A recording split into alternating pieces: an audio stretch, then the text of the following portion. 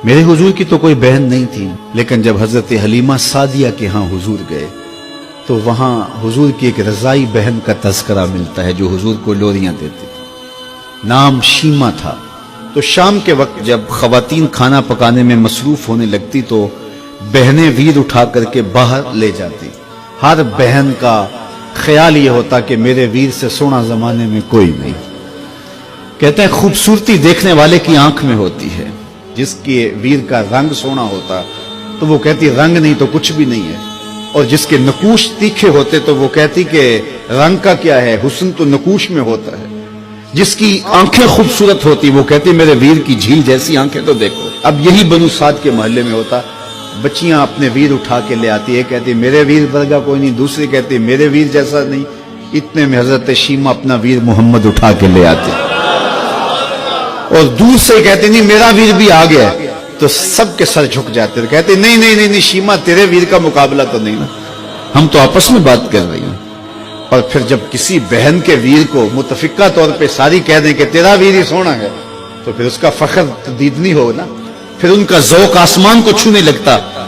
इब्ने हश्शाम सीरत की सबसे पहली किताब, उसमें ये वाक़या लिखा है कि फिर हजरत शीमा हुजूर को अपनी आगोश में लेकर समेटती और फिर चूमती और फिर वो लोरी देती, और वो लोरी के लफ्ज भी लिखे हैं, रब्बना अब के लना मुहम्मदा हत्ता अराहु याफियम व अमरदा। अल्लाह मेरे वीर मोहम्मद को सलामत रखना।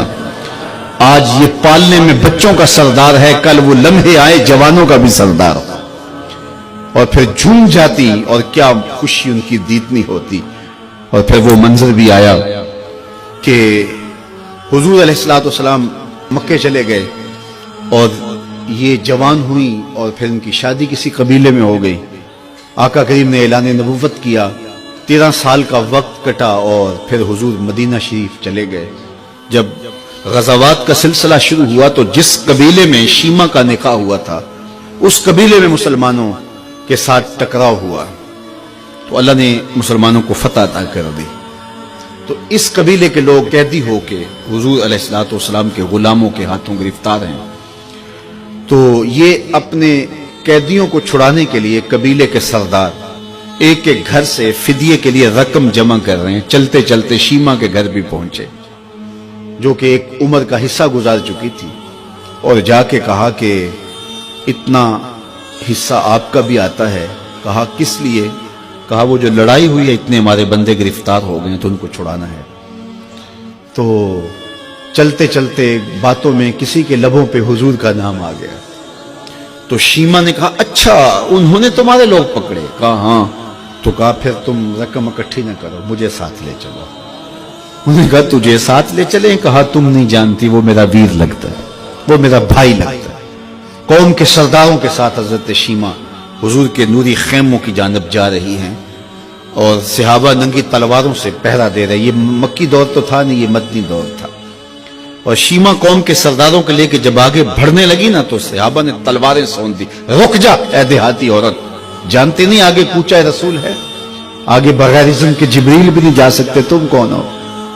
तो शीमा ने जो लफ्ज कहे वो लफ्ज नहीं है। उसने कहा खल्लू सबीली वालमू आना उख्त नबीयकुम, मेरी राहें छोड़ दो, तुम जानते नहीं मैं तुम्हारे नबी की बाजी लगती हूं। तलवारें झुक गई, आंखों पर पलकों की चिलमने आ गई, रास्ता छोड़ दिया। हुजूर के खैमा नूरी में दाखिल हुई तो हुजूर ने देखा, पहचान लिया, उठ के खड़े हो गए। फरमाया बहन कैसे आना हुआ? आपके लोगों ने हमारे कुछ बंदे पकड़े, छुड़ाने आई। तो फरमाया बहन तूने जहमत गवारा क्यों की? तू पैगाम भेज देती मैं यूं ही छोड़ देता, लेकिन तुम आ गई हो, अच्छा हुआ मुलाकात हुई। फिर हुजूर ने कैदियों को छोड़ने का ऐलान किया और कुछ घोड़े और चंद जोड़े हजरत शीमा को हुजूर ने तोहफे के तौर पे दिए। वीरों के दरवाजे पर बहनें आए तो वीर खाली तो मोड़ा नहीं करते, तो हुजूर ने बहुत कुछ अता किया। और फिर रुखसत करने खैमे से बाहर आए तो सहाबा की जमात मुंतजर थी। फरमाया सहाबा जब मैं कैदी छोड़ा करता हूं मेरी आदत तुम्हें मालूम है कि मैं पहले तुमसे मुशावरत किया करता हूं। आज ऐसा मौका आया कि मैं तुमसे मुशावरत भी नहीं की और कैदी भी छोड़ दिए। कहा जो चाहें आप करें, लेकिन क्यों मुशावरत नहीं फरमाई? हुजूर अगर इरशाद फरमा दें। तो फरमा इसलिए कि मेरे दरवाजे पे मेरी बहन आ गई थी। कोई लाओ तो सही जमाने में ऐसा, कोई लाओ तो सही जमाने में یہ جمال اور یہ حسن اور یہ کمال رکھنے والا، تو پھر کیوں نہ ہم اپنی ساری زندگی اس آقا کے نام لگاتے ہیں۔